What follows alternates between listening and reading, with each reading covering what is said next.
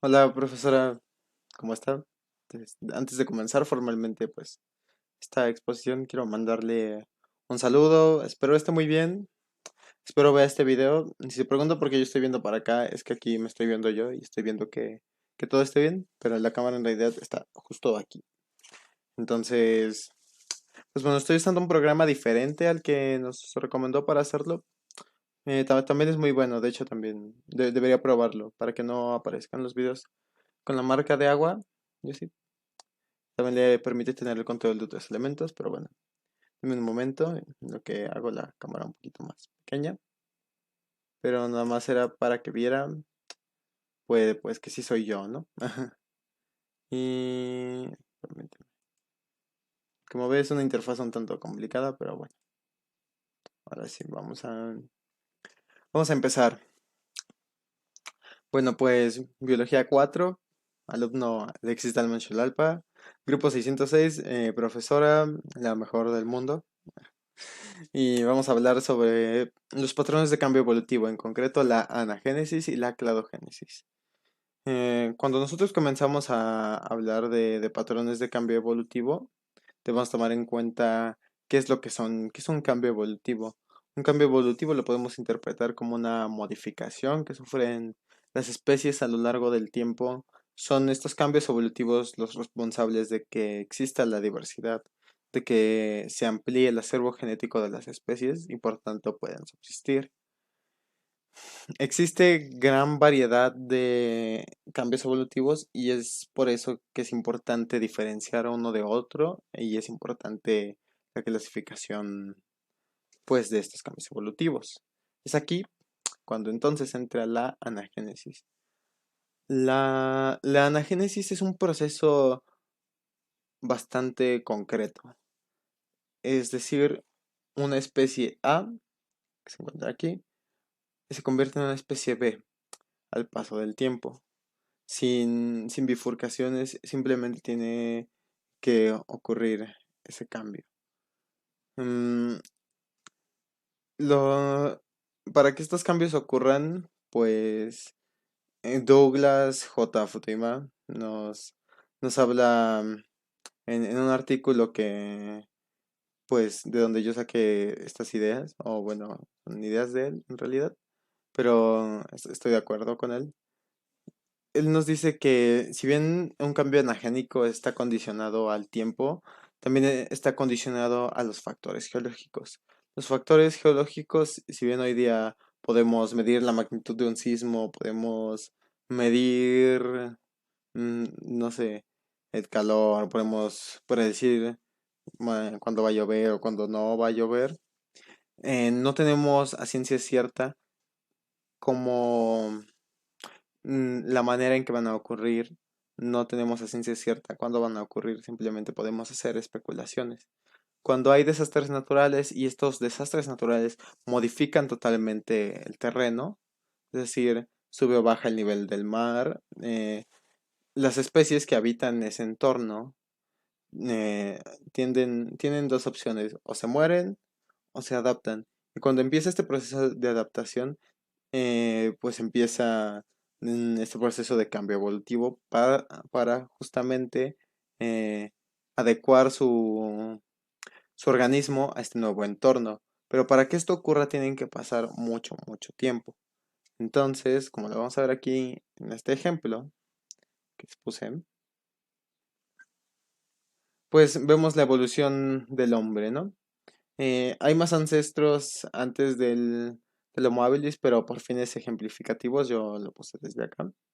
Y bueno, empezamos con el Homo habilis, luego seguimos con el Homo erectus, que es este de acá, el Homo sapiens, el Neandertal, el hombre de Cro-Magnon y el hombre moderno. Mm, ¿Qué pasa con estos y por qué es un proceso de anagénesis? Pues es sencillo. La anagénesis también tiene la característica de que las especies que surgen respetan un mismo linaje. Es decir, que, mm, vaya, no se dividen, sino simplemente es una misma especie que ha cambiado a lo largo del tiempo y ha sufrido estas modificaciones. Entonces vamos a darnos cuenta del tiempo que se necesita. Si bien empezamos aquí con el Homo habilis hace 1.2 millones de años, luego pasamos al Homo erectus hace 1 millón de años, el Homo sapiens hace 700.000 años, el Neandertal hace 500.000 años, el Cro-Magnon hace 250.000 años aproximadamente, y el hombre moderno que no tiene más de 100.000 años de existir en este planeta. Si nos damos cuenta, por ejemplo, para que ocurra esa adaptación y ese cambio de una especie a otra aquí, del Homo erectus al Homo sapiens, tienen que pasar 300.000 años. Es un proceso que toma muchísimo tiempo, pero nos da como resultado que este de aquí, el segundo, el Homo erectus, se convierta en el Homo sapiens. Entonces, pues como le digo, el proceso de anagénesis es bastante claro. Lo que es a veces un poco más difícil de entender son justo esos factores secundarios, de que pues la propia evolución es producto de azar por eso mismo, porque no tenemos control sobre cuándo van a ocurrir o no van a ocurrir estos mismos mm, cambios geológicos que condicionan a las especies, ¿no? Según las ideas de Douglas Futuyma. Pero el concepto de anagénesis es bastante claro en ese sentido. La cladogénesis a mí se me hace un poco más interesante, porque esta, a diferencia de la anagénesis, tiene la característica de las bifurcaciones. Se ramifica y es un proceso todavía mucho más diverso que el de la anagénesis. En este proceso, las especies nuevas, o sea, una especie A, un ancestro común, origina una especie B, una especie C, una especie D. Se, mm, se van partiendo estas bifurcaciones, igual condicionadas a factores geológicos, pero tienen una característica interesante y es que no pierden su identidad precursora. Es decir, no son especies completamente distintas, sino que en su organismo ese gen ancestral, ese gen precursor, se permanece, pero esto no quiere decir que sea un gen dominante, o al menos no en todos los casos. Y justo aquí, ¿no? Por ejemplo, dice, las especies nuevas adquieren sus propios caracteres. Esto, pues sí, y tiene que ver con el proceso de adaptación. Adquieren esas nuevas características, están condicionadas al entorno en donde se desarrollen estas nuevas especies. Entonces adquieren características propias que pues les diferencian de su ancestro común. No sé si aquí, creo que se cortó la cámara, pero pues bueno, ya íbamos a acabar. Eh, pero ya veo que sí soy yo, ¿no? Entonces, para ejemplificar la cladogénesis, tenemos el ejemplo del notosaurio. El notosaurio vivió en el Triásico hace 250 millones de años y pues se convierte en el plesiosaurio, que vivió en el Jurásico hace 170 millones de años. De nuevo aquí vemos, tienen que ocurrir, o transcurrir más bien, 300.000 años para que pueda ocurrir este proceso de evolución. Y la cladogénesis viene justo aquí, cuando este plesiosaurio nos va a dar origen a los a los sauropéptidos, no, a los sauropterios. Tiene un nombre un poco complicado, pero este plesiosaurio nos va a dar origen al cronosaurio, al placodus y al criptoleido. Y es justo lo que le mencionaba hace rato. Si nos fijamos aquí en las aletas del plesiosaurio, es una característica que el cronosaurio, el placodus y el criptoleido conservan.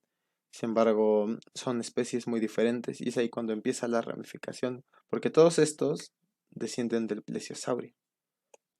Y ahí creo que así está más claro.